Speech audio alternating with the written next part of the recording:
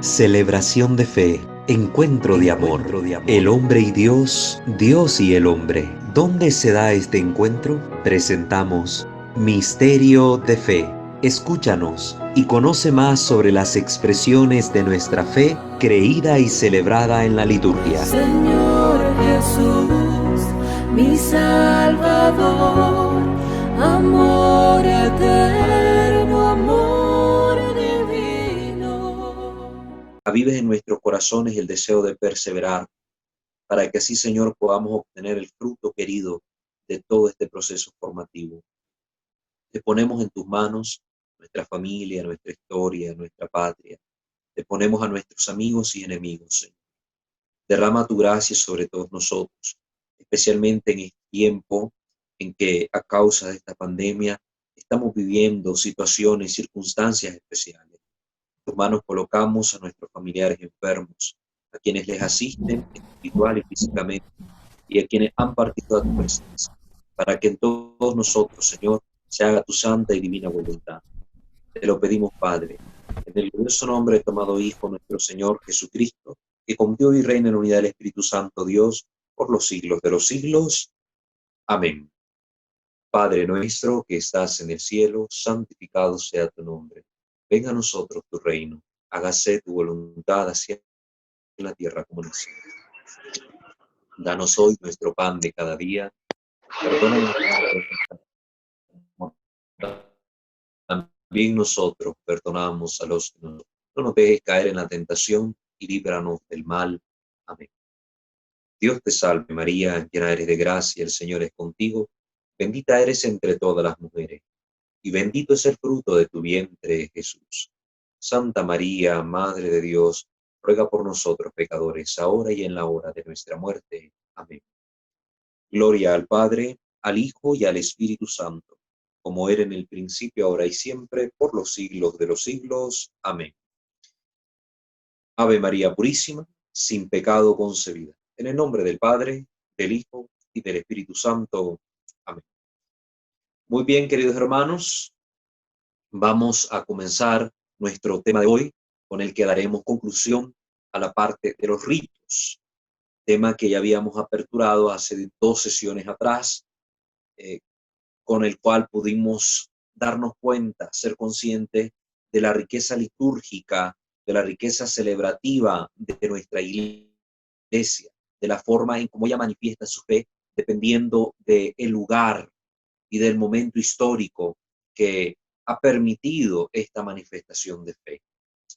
Vamos entonces a continuar nuestro tema para que así podamos tener la máxima claridad de este contenido. Vamos a hablar acerca de algunas constantes y algunas variables dentro del ritualismo cristiano. ¿Qué significa? Que dentro de los ritos existen elementos que no son mutables, que no cambian, que no varían, que necesariamente tienen que ser esos elementos. Corresponden a la esencialidad de ese rito. Si ese elemento falta, no existe el rito tal cual. No podemos hablar de que se dio ese rito. En cambio, existen otros elementos que acompañan a este rito que sí pueden variar. Entonces vamos a ver cuáles son esos elementos para que así nosotros podamos tener una mayor claridad, una mayor claridad. Entonces, vamos a verlos.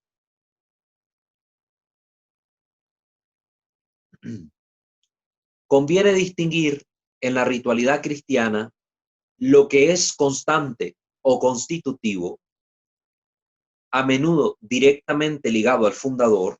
Estos elementos están ligados al fundador, en nuestro caso, a Jesucristo, nuestro Señor, y lo que depende de las variables históricas, culturales, en las que el rito se ha visto en la necesidad de ser expresado. Estos 2 elementos fundamentales. Lo constitutivo, lo esencial, y lo que no es esencial, que es como el adorno del rito, pongámoslo así, el adorno del rito, pero que es parte de él, ¿verdad? No es un adorno como un accesorio, sino que es parte de la riqueza de ese rito. Entre las constantes se pueden señalar los siguientes elementos. Entre las constantes se pueden señalar los siguientes elementos. El primero de ellos lo constituyen las palabras y las cosas. Las palabras y las cosas. El primer elemento constitutivo. Por ejemplo, en la celebración de un sacramento, la fórmula sacramental. Cuando yo bautizo, para que el bautismo sea válido, tengo que utilizar la fórmula sacramental, que está ligada de forma directa con las palabras del fundador. Recuerden que nuestro Señor en el Evangelio de Mateo, el envío misionero, precisamente lo que hace es enviarlos a predicar la buena nueva. Y en esa prédica de la buena nueva, Él dice, vayan y bauticen a toda la gente. Y da la fórmula del bautismo. Bautícenlas en el nombre del Padre, del Hijo y del Espíritu Santo. Esa es la fórmula bautismal. ¿Y cuál es la cosa? Pues Él mandó a bautizar y mandó a bautizar en agua. Como Él mismo nos da ejemplo, se bautiza con agua. Como la Escritura nos lo atestigua. El bautismo que nos aparece narrado en los Hechos de los Apóstoles es siempre un bautismo en agua. El agua es un elemento esencial. No es esencial el hecho de que si se bautiza por inmersión o si se bautiza por aspersión. No, en eso no tenemos problema, ¿verdad? Eso no es esencial. Lo que constituye lo esencial del rito es la fórmula y el elemento agua. Ya después, el modo de cómo se va a hacer el bautismo, ya eso es lo variable. Ese es el elemento variable en el caso concreto que estamos poniendo del bautismo. Las palabras y las cosas. Poniendo el ejemplo de un sacramento, la fórmula sacramental, que tiende a un máximo de performatividad, tanto por su contenido lingüístico como por el gesto que la acompaña, tomada de las palabras del fundador o en referencia verbal al nombre de Dios, de la Trinidad o al Espíritu, lo cual siempre denota interpretando los elementos materiales. En esto hay que tener claridad. En esto hay que tener claridad. Se nos habla de un contenido lingüístico, de una performatividad en la celebración. ¿Qué es lo performativo? Es aquello que se realiza en lo que se dice. Es decir, significa aquello que hace. Es performativo. La fórmula bautismal hace a nosotros hijos de Dios. Inmediatamente yo soy bautizado, yo me convierto en hijo de Dios. El bautismo por la fórmula, yo te bautizo en el nombre del Padre, Hijo y del Espíritu Santo, está haciendo en mí, está realizando una acción en mí. ¿Cuál es esta acción? Es todo el contenido teológico que nos va a mostrar la carta a los romanos. Que el bautizo lo que hace es que me sumerge a mí en la muerte de Cristo para morir con Él y resucitar con Él. Me sumerge en el misterio pascual de Cristo. Entonces, el acto mismo de bautizar, la fórmula del bautismo es performativa. Realiza en mí lo mismo que se está diciendo. Otro ejemplo, la Eucaristía. Cuando el sacerdote dice, tomen y coman todo de él, este es mi cuerpo, precisamente por la acción del Espíritu Santo, recuerden el momento de la epíclesis dentro de la Eucaristía, por la acción del Espíritu Santo, aquel pan, aquel vino se convierten en cuerpo y sangre de Cristo. Las mismas palabras que se están diciendo, con estos elementos esenciales, las palabras del fundador que se repiten, ya lo dice Pablo, yo mismo les transmito lo que recibí, que el Señor la noche en que iba a ser entregado, y relata todo el momento de la institución eucarística.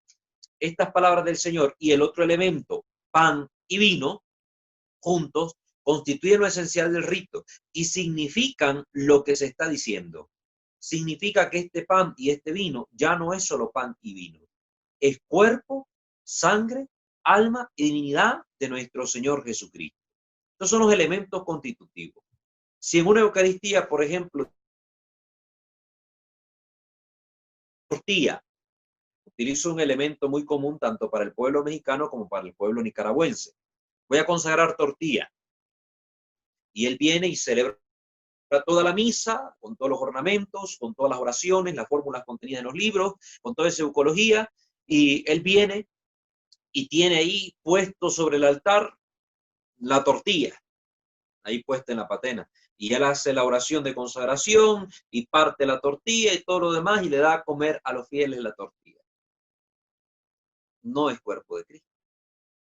Por mucho que se haya respetado la estructura, las fórmulas, las vestimentas, no es cuerpo de Cristo, porque se transgrede la esencialidad del sacramento. Y su esencialidad está constituida tanto por las palabras como por el elemento que esa palabra requiere para significar esta acción espiritual, que trasciende la realidad que nosotros vemos. El símbolo siempre encierra un significado trascendental, un contenido que es misterioso. Entonces, ¿hubo palabra? Sí hubo palabra. Se repitió la fórmula sacramental. Tomen y coman, tomen y beban. ¿Hubo elemento? No hubo elemento constitutivo. Se transgredió el elemento. El elemento es pan. El elemento es pan. Que veremos las dos tradiciones que existen dentro de la iglesia, la occidental y la oriental. Hay incluso un cambio. En una se celebra con pan ácimo, pan sin levadura, y en otra con pan que lleva levadura. Ambas tienen su sentido teológico. Ahorita no vamos a hablar de ello, eso lo vamos a ver en el tema de la Eucaristía. Pero siempre es pan. Nunca dicen en la iglesia oriental, bueno, no hay pan, vamos a cambiarlo por cajeta, vamos a cambiarlo por un tamal. No, no, no, en ningún momento. Si se pierde ese elemento, no hubo esa conversión.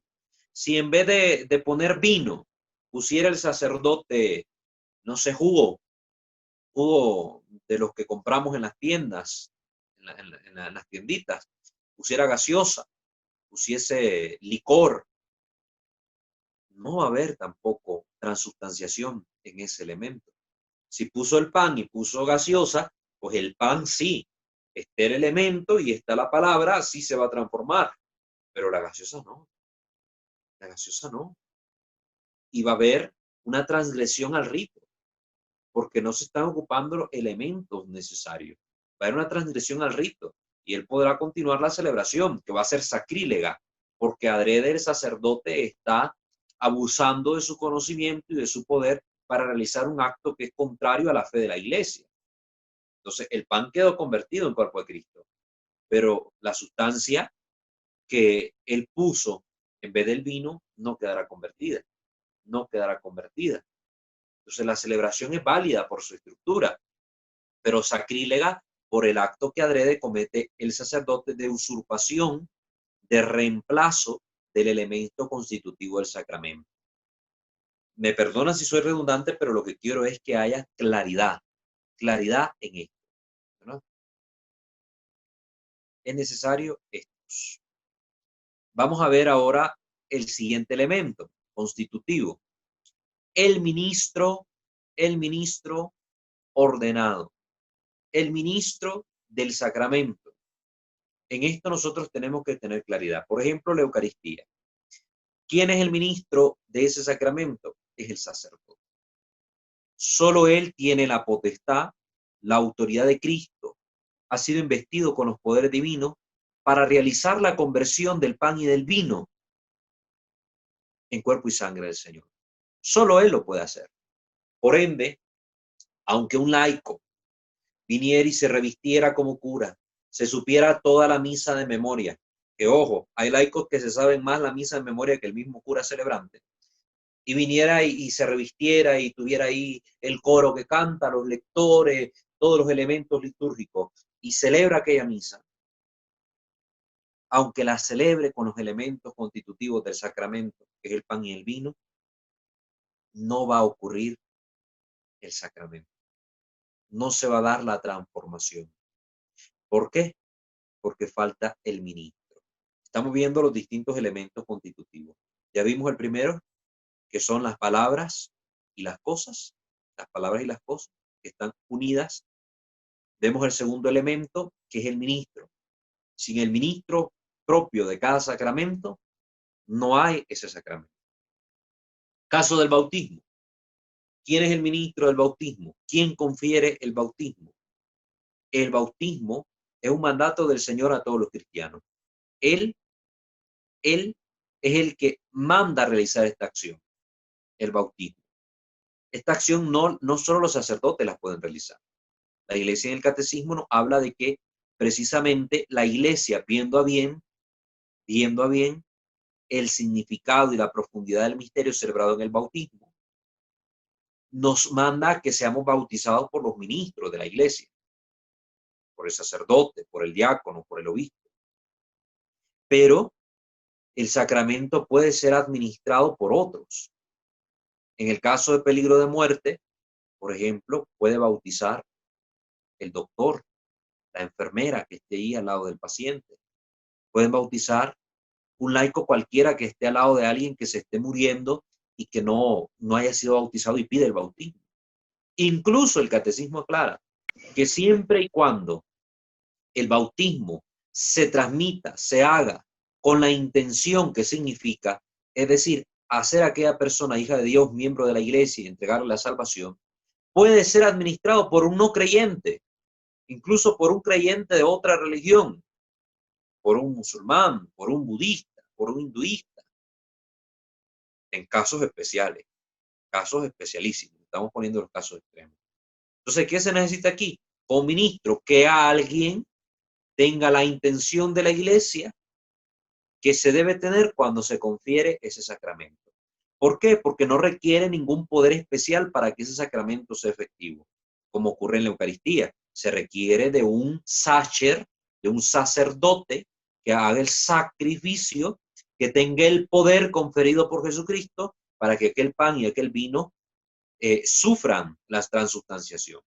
En el caso del bautismo, no. Quien realice el acto, quien hace posible la conversión de esta persona que es criatura en hijo de Dios, es el Espíritu Santo, es Dios mismo que opera en ese momento a través del sacramento. Otro ejemplo, el caso de los esposos. En el sacramento del matrimonio, quienes son los ministros del sacramento son los esposos.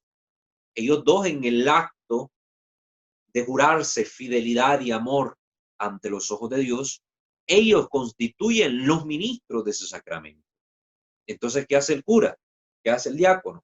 Son los testigos cualificados de la iglesia, son los testigos cualificados de la iglesia que aseguran que ahí se está celebrando un sacramento real, un sacramento cristiano, y que luego bendicen la unión de estos ministros, la unión de estos esposos. Entonces, hay que ir al catecismo. Todo esto muchas veces lo desconocemos porque no vamos al catecismo de la iglesia. Precisamente en la sección dedicada a los sacramentos se dan todas estas explicaciones. Entonces, ya les dejo tarea ahí. Les dejo de tarea ir al catecismo. Entonces, el segundo elemento constitutivo, el ministro. El tercer elemento constitutivo es precisamente la estructura celebrativa esencial y fundamental. La estructura celebrativa esencial y fundamental. En ella se manifiesta, por ejemplo, la constante presencia de la lectura de la palabra de Dios, la proclamación de la fe, fe en la realidad que se manifiesta en la historia fundacional. En este caso, la estructura, por ejemplo, de la Eucaristía, nosotros la tenemos desde el principio. La iglesia primitiva nos da hartas referencias de cómo se celebraba, cuál es la estructura de esta celebración. En el caso de la Eucaristía, vemos que lo esencial es el pan y el vino, es el sacerdote, pero hay una estructura. ¿Cómo se da esta estructura? Ya en la última cena la tenemos. En la última cena, recuerden que es una cena judía, es la Pascua judía, y hay todo un rito que envuelve aquel misterio instituido por Cristo. Y ese rito incluye la proclamación de la palabra de Dios, la recitación de los salmos, la oración y luego la cena. ¿Cómo la celebraban los primeros cristianos? Ya lo vimos en los Hechos de los Apóstoles, capítulo 2. Se reunían el primer día de la semana, tenemos una constante, el primer día de la semana, para la fracción del pan.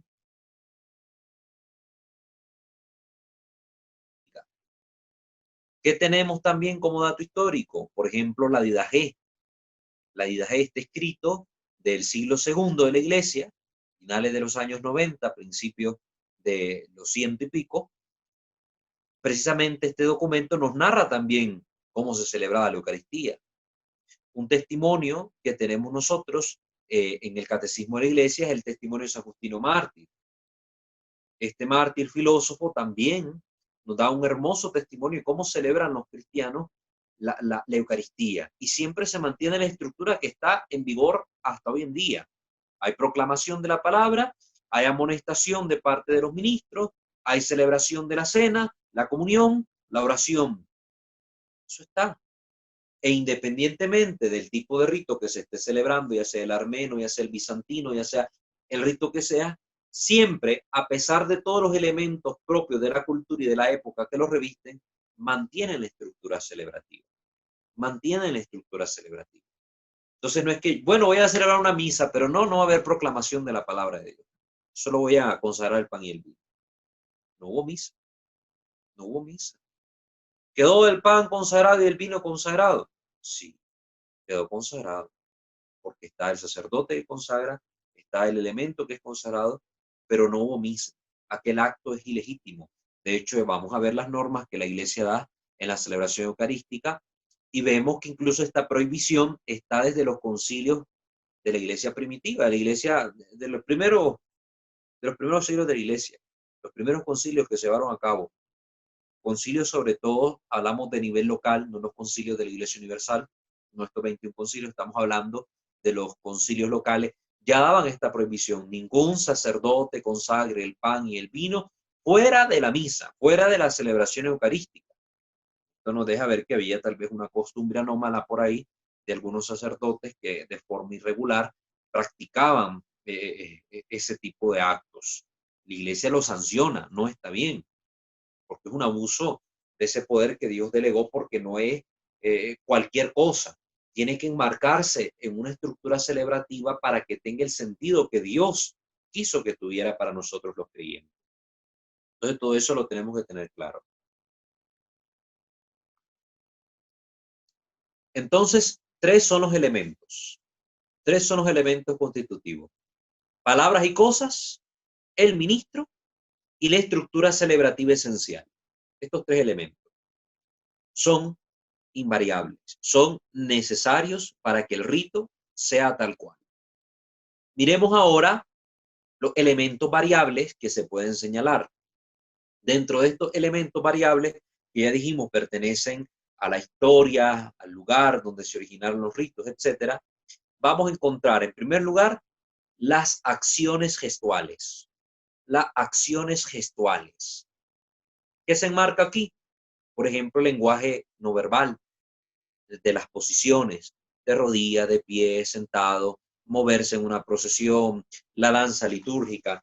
Todo esto tenemos que verlo, son elementos añadidos, no esenciales, pero que forman parte del rito. ¿Por qué hablamos de variabilidad? Porque precisamente atiende a qué tipo de ritos se esté celebrando. Por ejemplo, en las iglesias orientales, en muchos ritos, la gente no se sienta. Toda la celebración es de pie. Tiene su sentido litúrgico y teológico. El sentido teológico es la resurrección.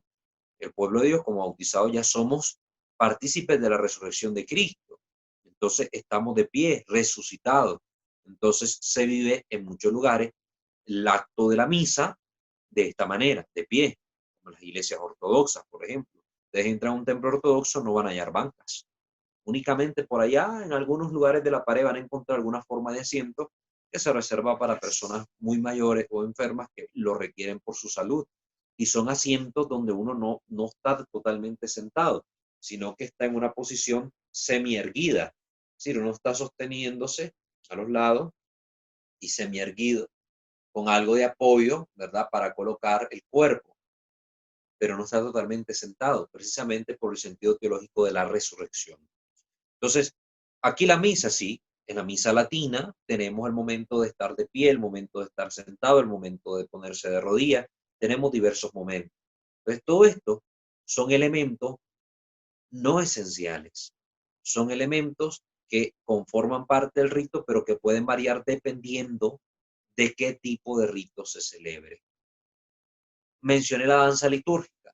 Aclaro, esta únicamente es propia de la cultura africana y de los ritos que se celebran dentro de la cultura africana. Fuera de la cultura africana no está permitido hacer ningún tipo de danza dentro de los actos litúrgicos. Porque para ellos esta danza, dentro de su cultura, tienen dos tipos de hacerse. Uno, lo que el baile, que es propio de la expresión del cuerpo, de la mundanidad, de los momentos festivos, y otro lo que son la danza ritual, que ya tiene un sentido sacro, que tiene un sentido más que celebrativo como una fiesta mundana, tiene un sentido más de conexión con el mundo espiritual. Entonces, a través de los movimientos corporales, manifiestan esa conexión. Son movimientos graciosos, agraciados. Entonces, es muy distinto el baile mundano, ese movimiento del cuerpo, a la danza litúrgica de el África. Esto lo tenemos que tener claro. Porque hay mucha gente, como ya por el internet, ha visto estas misas donde en África se celebra y la persona aparece moviéndose, piensa que eso es lo propio y que piensa que es como que fuéramos nosotros protestantes en nuestro rito occidental y vamos a estar como los pentecostales en los cultos, aplaudiendo, bailando y tirándonos al suelo. Y mucha gente va a la misa con este sentido: ay, qué aburrida estuvo la misa, qué aburrida, nadie, todo el mundo quieto, todo el mundo... No, la gente quiere ahora sonidos estridentes en las parroquias, quiere aquel coro con batería, con órgano, con saxofón, y la gente quiere estarse moviendo porque dice: y siento el gozo del Espíritu. No sabe lo que es el gozo del Espíritu de esta persona.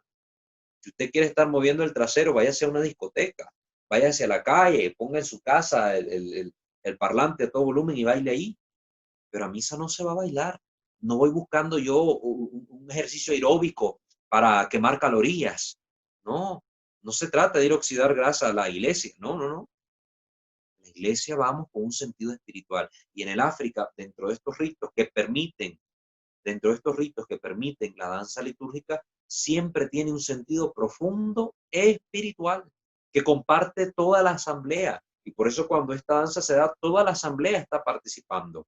Como cuando todos participamos respondiendo el amén, o cuando todos participamos sentándonos al mismo tiempo, igual. Tiene un sentido espiritual y comunitario muy profundo, que dista mucho de ir a bailar y mover el cuerpo como locos en una asamblea, en una vigilia, en una misa. No. Cuando la misa se llena de estas cosas, dentro del rito latino, se desvirtúa el sentido de la misa. Les invito a leer un texto muy profundo del entonces cardenal Joseph Ratzinger, El espíritu de la liturgia, para que vayan comprendiendo muy bien esto que estamos mencionando. Entonces hemos dicho ya el primer elemento variable. Estamos hablando precisamente de las acciones gestuales. Segundo elemento, hablamos del dispositivo ecológico. ¿A qué nos referimos con esto del dispositivo ecológico? Precisamente a la distribución y reglamentación del tiempo y del espacio. Del tiempo y el espacio. Poseer y habitar el espacio por parte de los actores rituales en función de las secuencias rituales. Esto también puede variar. La misa incluso ha sufrido cambios de lugar.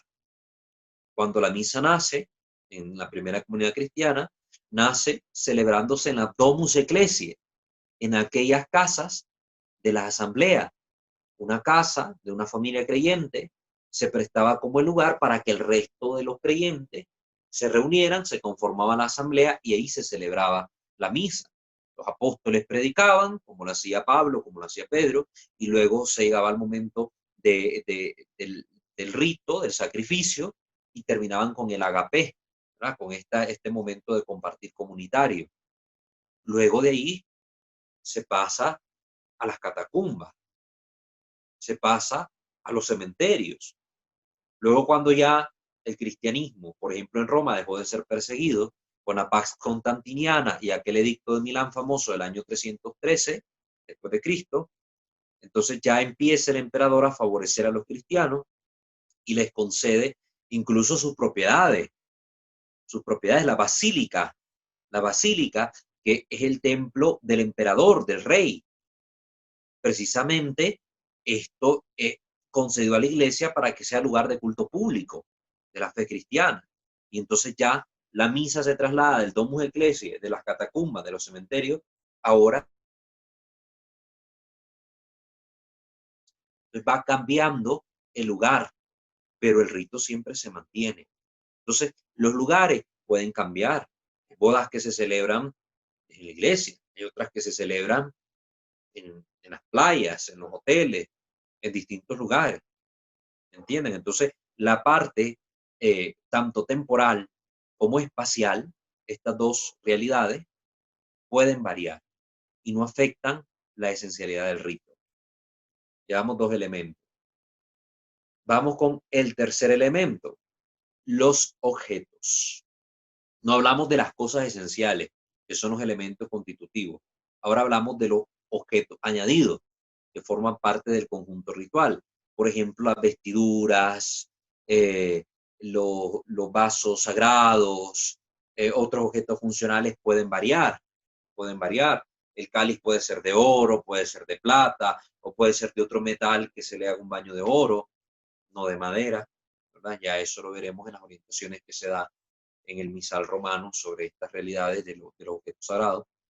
Eh, los ornamentos de los sacerdotes cambian, como ustedes pudieron apreciarlo en el video de la semana pasada. Los ritos orientales utilizan un tipo de ornamentos más vistosos y de distintas formas. Las casullas son distintas.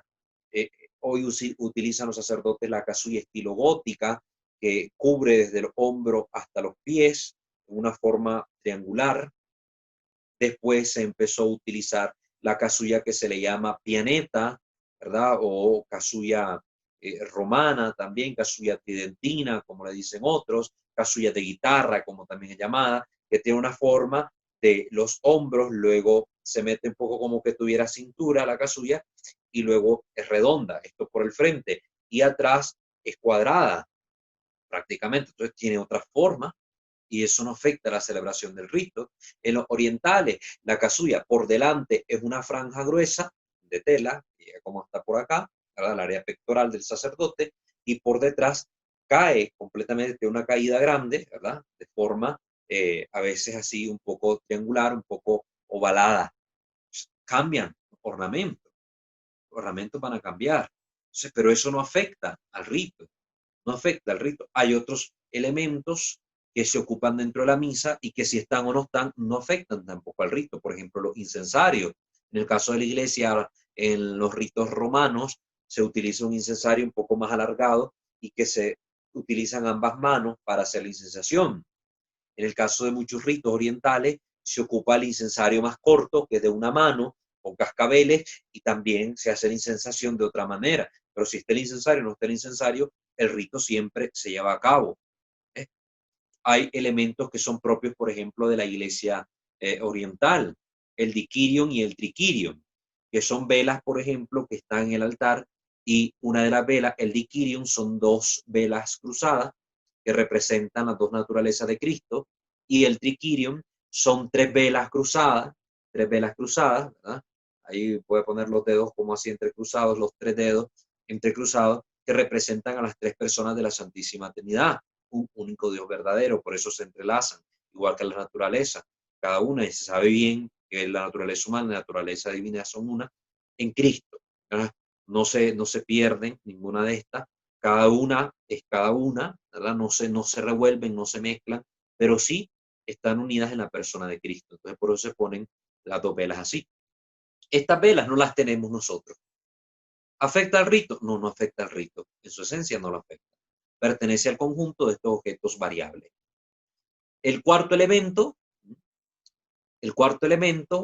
son los actos de lenguaje. Por ejemplo, el uso de diversos estilos al leer, al orar, al cantar, el grito, la aclamación, la música. Estos otros elementos que puede variar. Por ejemplo, nuestra Iglesia Católica, hablando de la música, pues se considera el valor altísimo de la voz, de la polifonía, del uso del órgano como un instrumento. Está permitido, la Iglesia lo ha permitido. Luego ya viene una reforma, hay un documento, Musicam Sacram, habla también de los otros instrumentos que pueden ser usados con decoro dentro de la celebración litúrgica. En la Iglesia oriental no sucede esto. No se toca en absoluto un solo elemento. No se toca ninguno. ¿Por qué? Porque en la mentalidad teológica que reviste esas celebraciones, el hombre es el único que ha sido redimido por Cristo.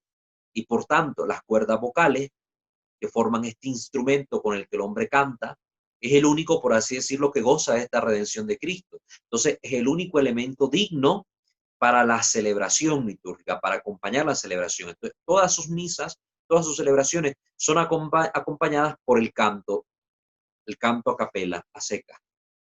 Coros hermosísimos, a 4 o 5 voces, muy bellos. Busquen la música oriental, música ortodoxa, mejor pónganle música de las iglesias orientales, y van a encontrar la belleza de estos cantos, sin necesidad de un solo instrumento. Entonces, este es un elemento que varía, pero que no afecta al rito. Las formas de leer, habla nuestra iglesia, se lee, pues así como yo estoy hablando ahorita, se lee la carta de los apóstoles, se lee la palabra de Dios. Pero, por ejemplo, en iglesias que utilizan como lengua propia el árabe es un poco más cantadito, entonces él le da un tono distinto a la celebración al momento de la lectura. No es una sola lectura, no es solo un decir las palabras, es proclamarlas, es musicalizarlas. Tiene un sentido armonioso, un sentido muy bello, ¿verdad?, en cuanto a su proclamación. Entonces, si la proclaman cantado, la proclaman leído, no afecta al rito. Como los salmos. Los salmos pueden ser entonados, ¿verdad?, entonados por un lector, o pueden ser cantados propiamente dicho por un coro. Y esto no afecta a la celebración. No es que si no se cantó el salmo, entonces no hubo celebración, no. De hecho, esto fue introducido con posterioridad en la iglesia, el cantar los salmos. De hecho, el testimonio más antiguo que se tiene registrado como tal del canto de los salmos proviene de San Ambrosio de Milán, aquel santo obispo que bautizó a San Agustín de Hipona. Entonces nos situamos en el siglo IV, año 300 y piquito. Desde entonces tenemos registro de que la asamblea cantaba los salmos. Antes no, dentro de la celebración litúrgica. Puede que sí, en otros lugares ya haya habido esa práctica, pero un registro así dentro del rito romano, pues no lo tenemos. ¿Por qué digo que puede que sí? Porque recuerden que nuestra fe hunde sus raíces en la tradición litúrgica del pueblo de Israel, donde sí era común hacer el cántico de los salmos. Se salmodiaba.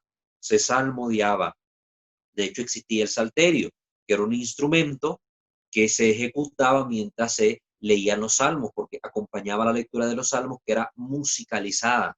No era propiamente un cantar los salmos como lo entendemos hoy, sino musicalizar los salmos de forma tal que su lectura no fuera una lectura monótona, sino que fuese agradable, fuese armoniosa, acompañada por este instrumento de cuerdas que se llamaba salterio.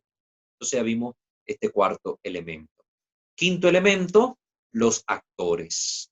Los actores, que son algunos protagonistas particulares en el rito. Por ejemplo, esto hablamos de actores como participantes segundos que tienen que ver con el rito, pero que no son el ministro esencial del rito. Un ejemplo, los lectores. Los lectores pueden estar o no pueden estar. De hecho, antes de la reforma del Concilio Vaticano II, una Sacrosanctum Concilium, quien proclamaba las lecturas siempre era un ministro ordenado, ya fuera un diácono, un subdiácono o el sacerdote o el obispo. Él proclamaba las lecturas, no lo hacían los fieles. Ahora ya participan los fieles. Entonces, si está un lector o no está un lector, siempre el sacerdote puede leer todas las lecturas. Siempre. A él le compete, como celebrante del rito, leerlas todas. Pero dentro de la iglesia se delegan estos servicios, estos ministerios, para que puedan participar de una forma un poco más activa los fieles, ¿no? Ya vamos a entender cuál es la participación activa real dentro de la Eucaristía. ¿Puede haber coro o no puede haber coro? Y no se afecta el rito. Hay la misa rezada que se llama. La misa rezada es la que el sacerdote, precisamente sin necesidad de coro, él viene y realiza todo el rito y simple y sencillamente recita las antífonas que vienen contenidas en los libros, que estas son las que dan introducción a los diversos momentos de la misa. La antífona de entrada, la antífona antes del evangelio, la antífona antes de la comunión, todo esto por citar algunos ejemplos. Había una función, por ejemplo, el hostiario, existía el hostiario, este ministerio, dentro del orden. Antes hablábamos de los órdenes menores y las órdenes mayores dentro de la iglesia. Dentro de las órdenes menores, que eran 3, estaba el hostiario. Este se encargaba de ser como el portero, el que iba a la puerta, el que daba la bienvenida, el que abría el templo, el que cerraba el templo. Los hostiarios, laicos que se les delegue esta función. incluso dentro de los distintos ministerios, tanto el ministro extraordinario de Sagrada Comunión como los ministros lectores, a veces se les pide llevar a cabo este servicio. Van a las puertas de nuestros templos a dar la bienvenida. No crean que esto era propio de los protestantes. Ellos se han robado todas estas prácticas de nosotros porque nosotros mismos las hemos dejado caer en desuso. Todo lo que la iglesia deja de usar, los protestantes están ahí como un zancudo absorbiéndolo todo. Están ahí chupando la sangre de la iglesia para llevárselo ellos a su iglesia. Ojo con esto, porque es cierto. Un ejemplo de esto, el velo. Las mujeres siempre han usado el velo dentro de la iglesia católica. Han dejado de usarlo, han caído en las modas del mundo y han dejado esta práctica que es muy válida y que se debe seguir haciendo. ¿Y qué vemos ahora? Todas las protestantes, todas las sectarias andan enchalinadas, andan con su chalina, andan con su velo. Eso no es de ellos no entienden qué significa el velo. Si supieran que dentro de la iglesia representa también a la Santísima Virgen María, yo creo que cuando las mujeres protestantes se den cuenta de esto, hasta se rapan la cabeza, si es posible, porque odian desgraciadamente a nuestra madre, a la Madre de Dios. Pero esto es una verdad, todo lo que la iglesia debe usar, los protestantes lo absorben. Otro ejemplo, los pastores pentecostales, los pastores de los pastores, los que se llaman superintendentes entre ellos. Superintendente es el equivalente de supervisor, episcopo. ¿Qué andan haciendo ahora los pentecostales? Bueno, ya los curas no se ponen la sotana, no usan sus insignias clericales, que el solideo, que el alzacuello.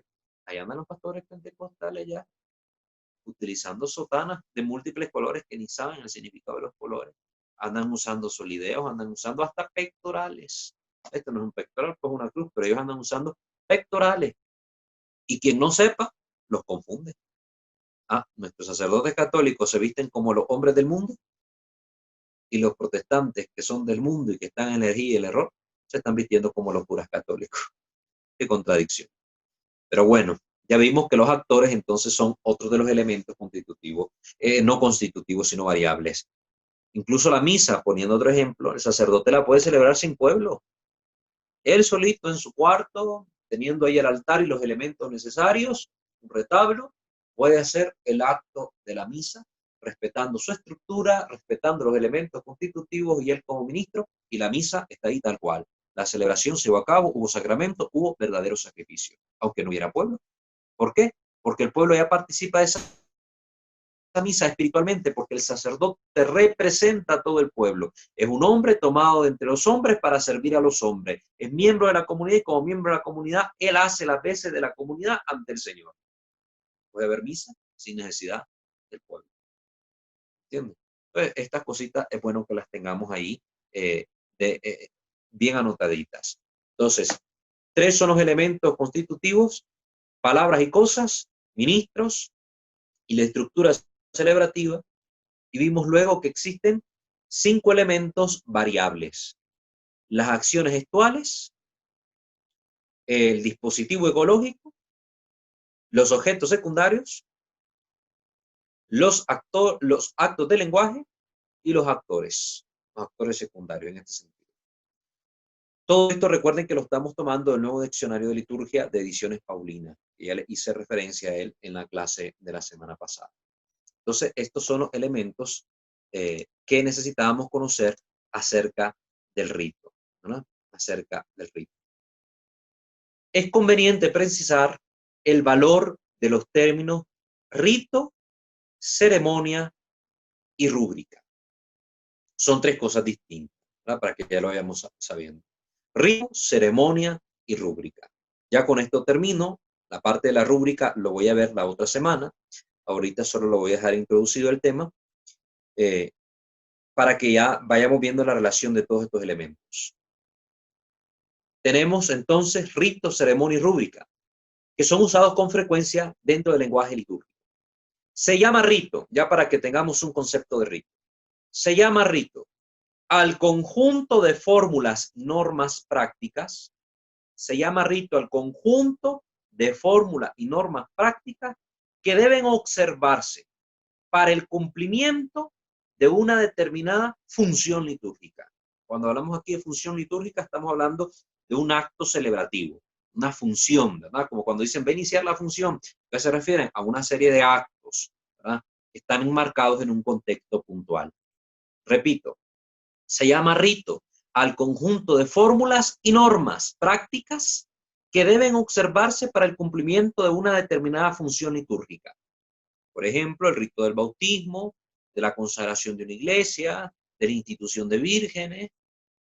Alguna vez, sin embargo, la palabra rito tiene un significado más amplio y designa una de las grandes familias de la liturgia cristiana.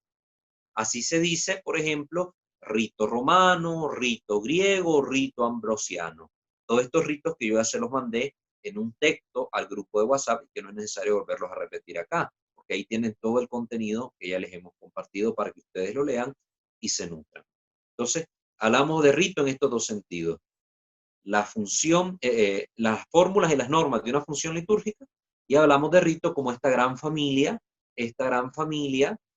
litúrgica de una comunidad X, una comunidad de una iglesia local. Cada una de las partes, por el contrario, que componen un rito, las distintas partes, como las actitudes del cuerpo, los movimientos que la acompañan, la pronunciación de las palabras, la vestimenta, se llaman ceremonias. ¿Estamos entendiendo? Una ceremonia dentro del rito eucarístico, la ceremonia la constituye el acto de proclamar la palabra de Dios y tiene un montón de gestos que la acompañan, ¿verdad? En algunos lugares van delante algunos ministros con cirios, en otros lugares se lleva el incensario, en otros lugares se lleva la palabra de Dios hacia el ambón, hay un lugar propio para hacer esa proclamación. Entonces, es una ceremonia. La ceremonia es parte del rito. Y finalmente, existen las normas que indican tales ceremonias o la manera como deben realizarse esas ceremonias. Pues indican, en este momento se proclama la palabra de Dios. Es una rúbrica que indica qué ceremonia se va a hacer. En otra rúbrica encontramos cómo se va a hacer la ceremonia. Bueno, se va a proclamar la palabra de Dios de esta manera. Al final no se dice palabra de Dios. Por ejemplo, como sucede con una de las lecturas dentro de la Vigilia Pascual, que va unida precisamente, la que relata el cruce del Mar Rojo, que va unida al cántico del pueblo de Israel, al cántico de Moisés. Entonces no se dice al final palabra de Dios. Entonces la rúbrica indica, no se dice palabra de Dios en ese momento. Entonces está indicando cómo hacer una ceremonia. Entonces vamos a cortar ahí, ¿verdad? Vamos a cortar ahí para que luego ya el próximo jueves podamos entrar a la parte de las rúbricas y entendamos la importancia de las rúbricas y el sentido histórico de este término, para que así ya nos nutra. Entonces, abro en este momento el micrófono para todos ustedes. El que necesite preguntar algo, hacer un comentario, puede hacerlo, ¿verdad? Hermana Nayib, ¿cuántos hermanos están conectados? Para más o menos saber la distribución del tiempo. Hermana Nayib, perdón. Perdón, es que no lo escuché bien. ¿Me podría repetir? Ahorita están 33 personas. 33 personas, muy bien. Entonces, vamos a dar unos 10, 15 minutos lo más para que ustedes puedan preguntar, hacer comentarios al respecto del tema, algo que no les haya quedado claro. Bueno. Walter, una pregunta. ¿Quién nos habla? ¿Quién habla? Gustavo. Hermano Gustavo, sí, le escucho.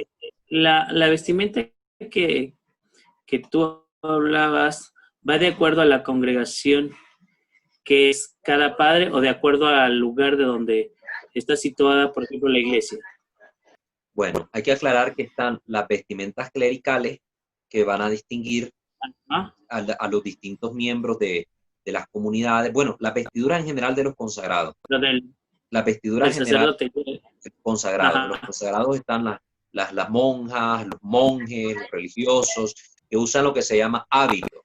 En el caso de los diocesanos o sanpedranos, utilizamos el hábito talar, que es la sotana. Pero las vestiduras de las que aquí hablamos son las pertenecientes a un rito. Pongámosle, aunque yo fuera franciscano, aunque yo fuera jesuita, aunque yo fuera benedictino, siempre que voy a celebrar una misa me tengo que poner mi alba, mi casulla, mi estola. Esas son vestiduras propias del rito. Entonces estamos hablando de la vestidura de los ritos, ¿ya? Porque estas ya son luego los hábitos que distinguen las distintas comunidades, que implican una consagramos, nos hacemos sacros, santos, nos volvemos apartados del mundo. Lo santo es lo apartado del mundo, y esta es una forma de distinguir. Aunque el hábito no hace el monje, como dice el dicho, pero lo identifica. Pero lo identifica. Ah, ok, gracias. Y la otra es, no sabes si la misa a la que nos llevó de Monaguillos, la misa en latín, ¿la estén dando por Face? Sí, la están haciendo también en la página oficial de la Fraternidad Sacerdotal San Pedro. En la Fraternidad Sacerdotal San Pedro, le busca en Facebook y ahí está en los links de las misas que se transmiten en vivo todos los días a las 12 de la tarde o 1 de la tarde, si no estoy mal. Ah, ok, gracias. Sí, de la misa tridentina, claro que sí. Muy bien, ¿alguien más que tenga algún comentario, alguna pregunta? Yo tenía una pregunta. Sí, hermana auxiliadora.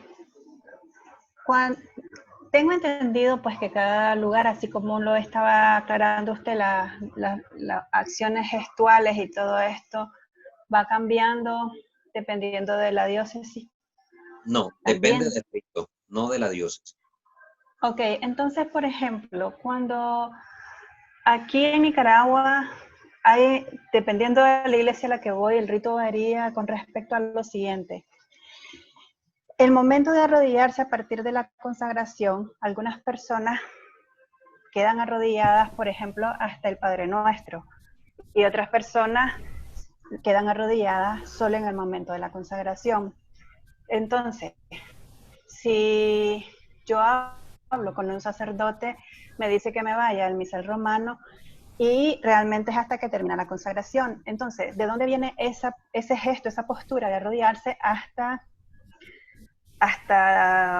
X momento del Padre Nuestro? Y en el otro momento en que se vuelven a arrodillar es cuando hacen la presentación de este es el Cordero de Dios. Entonces, según mi párroco, ¿verdad? Solo se arrodilla uno en la misa una vez, que es en el momento de la consagración, pero si se va a otras parroquias, hay diferentes momentos en que las personas se arrodillan.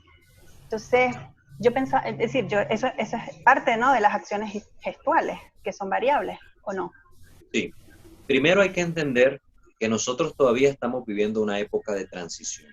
Recuerden que la misa se celebró en la iglesia durante miles de años de una forma, de una manera, bajo un rito. Y el rito como tal fue codificado por el Papa Pío V. Desde Pío V, con el Concilio de Trento, allá en el 1500 y pico, hasta el Concilio Vaticano II, en 1962 al 65, que duró, se celebró de esa misma manera.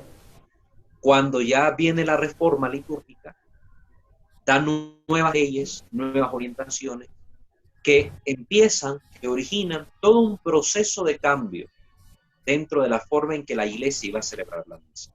De hecho, muchos fieles se fueron de la iglesia escandalizados por este cambio. Porque de la noche a la mañana, de una misa que se celebraba en latín, en la lengua sacra de la iglesia, se empieza a celebrar en la lengua vernácula, es decir, la lengua propia de cada pueblo. De un momento a otro, el sacerdote que estaba de cara a Dios empieza luego a darle la cara al pueblo, empieza a cambiar el sentido.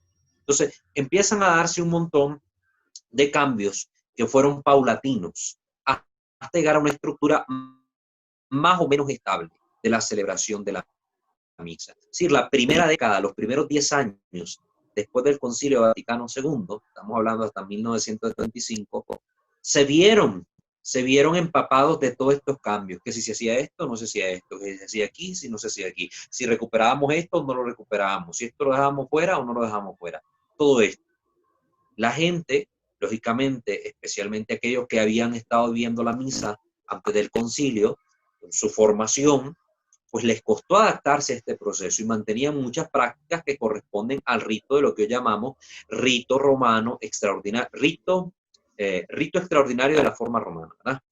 Entonces, se sufren estos cambios, el pueblo se va adaptando, los abuelitos, los papás transmiten cómo vivir la misa a sus hijos, con este sentido sacro, con este sentido de respeto. Entonces, muchas cosas se mantuvieron y esto es lo que provoca que no haya como todavía un orden general en todas partes. No hay, todavía encontramos personas, ¿verdad?, que están vivas, que dicen, yo cuando era joven Cuando fui niña, fui a la iglesia y yo iba de chalina, me dicen algunas abuelitas, y yo vivía la misa latín y yo de rodillas. Tenemos gente todavía que pervive a esta situación y que tiene el sentido sacro que aprendieron de sus padres y de los sacerdotes de aquel tiempo y lo manifiestan todavía en el rito actual. Esto es muy bueno, es una riqueza. Pero yendo nosotros al misal romano, a las rúbricas y a las prenotandas que contiene el misal, que son la orientación que hoy nos debe guiar para que formemos la asamblea dentro de la misa, es decir, que haya un mismo sentir y un mismo actuar, nos da orientaciones. Y en esas orientaciones se nos dice, ¿verdad? Yo tengo que traerles el misal en su momento. Ahorita eso es tema de la Eucaristía. Por eso no tengo aquí a mano que el misal para decirte la rúbrica puntual. Pero nos dice que es loable que los fieles permanezcan de rodillas. Todo la liturgia eucarística, toda la parte correspondiente a la liturgia eucarística. Es decir, yo puedo pasar de rodillas desde que empieza el prefacio, se hace la consagración, vienen todas las oraciones posteriores, yo puedo permanecer de rodillas todo ese momento y me pongo de pie hasta el Padre Nuestro sin ningún problema, es loable. Incluso en el momento del Cordero me puedo arrodillar sin ningún problema.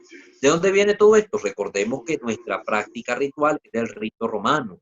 Nosotros estamos viendo el rito romano, pero que toda esta práctica se está empapando siempre de lo que hoy llamamos la misa tridentina. Y en la misa tridentina todos estos momentos son de rodillas. De hecho, en la misa tridentina uno pasa más de rodillas que sentado o que de pie. Entonces, es válido porque no es una práctica que atenta contra la celebración en sí. Pero lo que debemos buscar, y esto se da a través de los párrocos, es tratar de mantener la armonía en la comunidad. Esto desde el obispo. Deben emitirse siempre orientaciones que inviten a las personas a vernos a las leyes que el misal romano nos propone. Si el misal contempla de que yo me puedo quedar de rodilla en ese momento, pues lo puedo hacer sin que el párroco tenga y objete nada. Si el misal al contrario me dijera que no lo puedo hacer, no se debe hacer, me recomiendo no hacerlo, yo lo hago, eso sí ya no sería viable, eso sí ya estaría mal, se debería más a un capricho. Por ejemplo, el Padre Nuestro con las manos extendidas. Eso no está orientado por el misal romano. Esa no es práctica de la Iglesia Católica en cuanto al rito romano. No es práctica propia nuestra, es del protestantismo.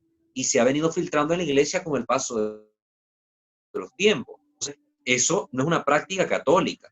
Y si el párroco me dice, miren, no, usted no debe rezar el Padre Nuestro con las manos extendidas porque eso es propio solo del ministro ordenado, como lo indica el misal, entonces ahí yo debo ser obediente.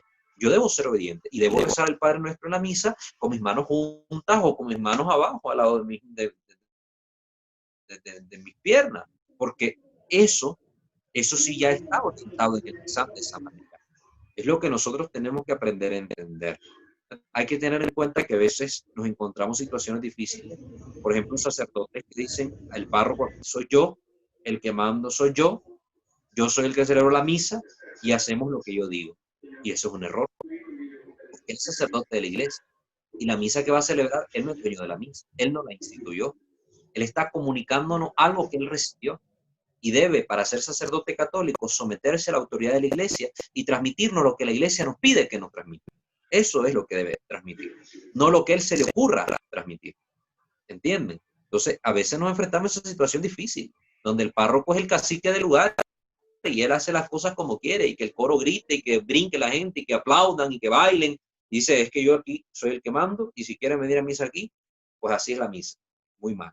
Gracias a Dios tenemos la libertad como fieles de tener alguna parroquia ahí cerca donde podamos ir a recibir la misa sin sufrir todos estos atropellos en la liturgia. Muy bien, auxiliador, espero haberte contestado la pregunta.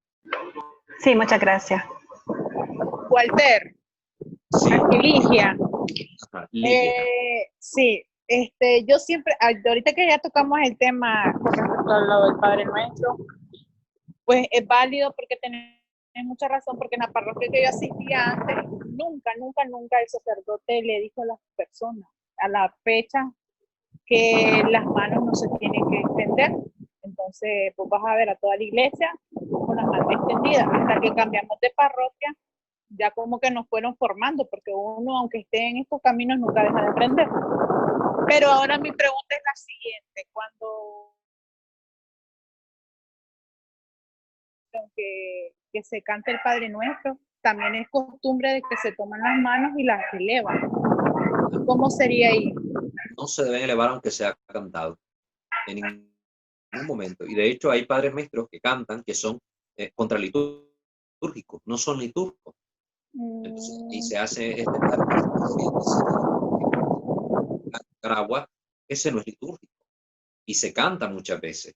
Y ahí la gente levanta las manos y vemos esto hasta en misas con los obispos, con los cardenales, y esto no está bien. ¿Por qué? Porque ahora muchos sacerdotes han caído en ser laxos en esto. Es decir, no, si eso no es lo importante es que la gente venga a misa.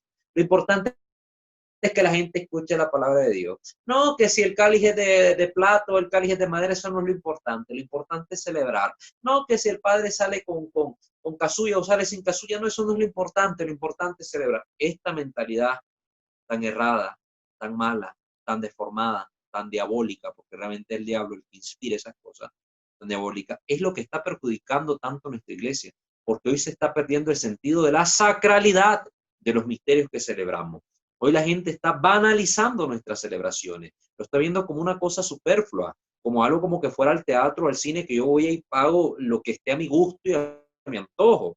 Hay gente, bueno, yo voy a pagar una misa, con esta forma mala de expresarse, pero yo quiero que en esta misa venga el guitarrista tal, y yo quiero que en esta misa el padre use incienso, y piden la misa. Ojo. ¿Por qué? Porque los mismos sacerdotes no son conscientes de lo que se está celebrando y permiten este manoseo de la liturgia. Sí. Muy bien. Creo que hay unos comentarios que están publicando por ahí. Naivi, si me hace el favor de leérmelos, que si le toco aquí algo a esto, Sí, ya separado. Gilmar pregunta, dice, buenas noches, dentro de los elementos, ¿mande? ¿Quién pregunta? Disculpe. Gilma. Ajá, Gilma. Dice, buenas noches. Dentro de los elementos variables en los actores, usted indicó que la chalina la deberíamos usar. Dentro de este elemento, ¿tiene un significado los colores que se usan y en qué consistirá que se ha dejado de utilizar? Primero,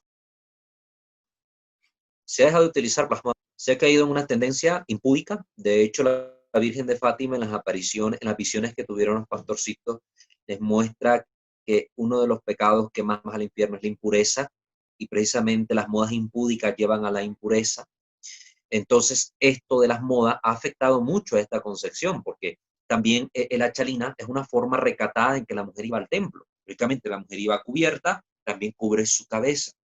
Pero ahora dicen, ¿qué sentido tiene ir al templo de chalina si la mujer va con una falda que mide una cuarta, va con el pecho descubierto, la espalda pelada? ¿Para qué solo se va a tapar la cabeza? Dicen, es ridículo. No, ridículo es que la mujer vaya vestida de esa manera inapropiada a la iglesia. ¿Entiendes? Entonces, una cosa que ha afectado mucho es la mundanización de los fieles de la iglesia. La mundanización, las modas impúdicas que hay hoy en día, eso ha afectado muchísimo. Uno. Dos, las chalinas sí tienen un significado. Tienen un significado, ¿verdad? Yo les voy a compartir en el grupo un video muy bueno en YouTube, se llama Ponte el velo, que da todas estas explicaciones magisteriales, litúrgicas, tradicionales, bíblicas, del sentido del velo dentro de la Iglesia Católica. Los colores claros se reservaban para las mujeres solteras, las mujeres consagradas, las mujeres que estaban en un estado, pues, soltera, directamente solteritas, todas estas personas que no se han casado, pueden utilizar los colores claros, partiendo desde el blanco, rosado, celeste, gris. Las mujeres casadas, que ya estaban en un proceso, ya comprometidas, usan el color oscuro, empezando por el negro, ¿eh? Como el sacerdote, este oscuro, muerte al mundo, esto estamos reservados solo para Dios. Entonces, ese color oscuro también representa lo mismo. Está como reservada esta mujer, está casada, entonces va colores oscuros, negro, café, el plomo, el oscuro, el azul oscuro. Entonces, los colores también tienen ese significado. A veces, en algunos movimientos, cuando por ejemplo están las que se consagran a la Virgen, suelen utilizar también el color blanco en atención a la consagración mariana, o el celeste en atención a la consagración mariana, independientemente de su estado, ¿verdad? Si son casadas o solteras. Entonces, ese es el significado. Muy bien. ¿Hay otro comentario, Naivi, por ahí? Sí. Laura Flores Reyes comenta, agradezco los conocimientos que nos transmite para celebrar la Eucaristía. Muchas gracias para conservar la sacralidad. Siempre me preguntaba dónde puedo poner las manos para rezar durante el Padre Nuestro y quiero preguntarle si es correcto escuchar el Padre Nuestro en arameo. Muchas gracias a usted, a su equipo. Buenas noches a todos. Claro que sí, las manos juntas acá las podemos tener porque esta siempre en la iglesia ha sido una postura de oración.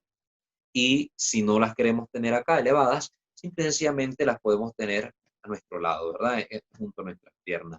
Si vamos con nuestro esposo, nuestra novia, novio, podemos tomarnos las manos allá abajo, ¿sí? ¿Verdad? Como cuando las entrelazamos cuando estamos en el cine, cuando estamos caminando juntos, entrelazamos nuestras manos como una forma de orar unidos, pero no acá arriba, no levantándolas ahí como que estamos los dos, que todo el mundo nos mire, ¿no? Porque no se trata de llamar la atención. Ahora, respecto a lo del Padre Nuestro en arameo, perfectamente. De hecho, el rito maronita, muchas de las partes del rito está en arameo. ¿Por qué? El arameo es la lengua que hablaban los judíos en el tiempo de Jesús. Es la lengua que habló nuestro Señor Jesucristo. Es la lengua con la que se instituyó la Eucaristía. Entonces, muy válido escucharlo, no es como que estemos escuchando algo satánico o algo maligno o algo que nos vaya a hacer mal. No. Escucharlo en YouTube es muy bello, existe en YouTube ahí el Padre Nuestro en arameo. Y como les digo, incluso la consagración dentro del rito maronita, yo he visto varias veces el rito maronita, es totalmente en arameo, no hay ningún inconveniente. Sinaibi, ¿tenemos algún otro comentario? No, son todos. Ok, perfecto.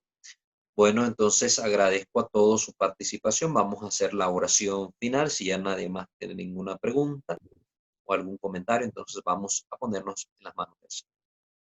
Marcos, ¿vas a preguntar algo? No, muy bien. No. En el nombre del Padre, del Hijo y del Espíritu Santo. Amén. Señor Dios nuestro, te bendecimos y te damos gracias porque has sido bueno con nosotros, porque has usado tu misericordia para con todos nosotros los que nos hemos reunido en este mundo.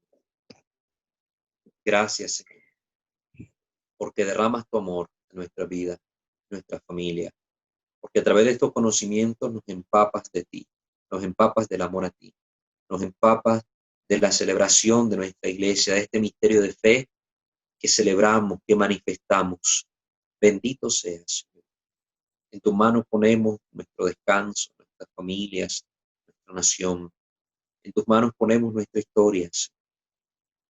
Ayúdanos a perseverar en el camino de la fe, a ser fieles y a poder servirte todos los días de nuestra vida, convirtiendo nuestra propia existencia en un acto litúrgico para ti. Que nuestra Madre Santísima nos asista en todo esto, para que junto con ella todo lo que hagamos te dé gloria y honra a ti, que vives y reinas por los siglos de los siglos. Amén. Bajo tu amparo nos acogemos, Santa Madre de Dios. No desprecie las súplicas que te dirigimos en nuestras necesidades. Antes bien, líbranos de todos los peligros, oh Virgen siempre gloriosa y bendita. Amén. Amén. Sante Micael Arcángele, deféndenos in prelio contra insidia diaboli esto presidium. Impere diri Deus supplices te precamus, duque prince milice celestis, Satana galeosco spiritus malignos, de perdición en animarum per vagantur immundo, divina virtud in infernum detrude. Ángel de guarda, dulce compañía, no me desampares ni de noche ni de día, no me dejes solo que sin ti me perdería. En la hora de mi muerte llévame feliz a los brazos de Jesús, José y María. Amén. Ave María Purísima, sin pecado concebida. En el nombre del Padre, del Hijo y del Espíritu Santo. Amén. Buenas noches a todos, que el Señor los bendiga. Les recuerdo que está abierto el grupo, bueno, ya saben ustedes, el grupo de formación espiritual.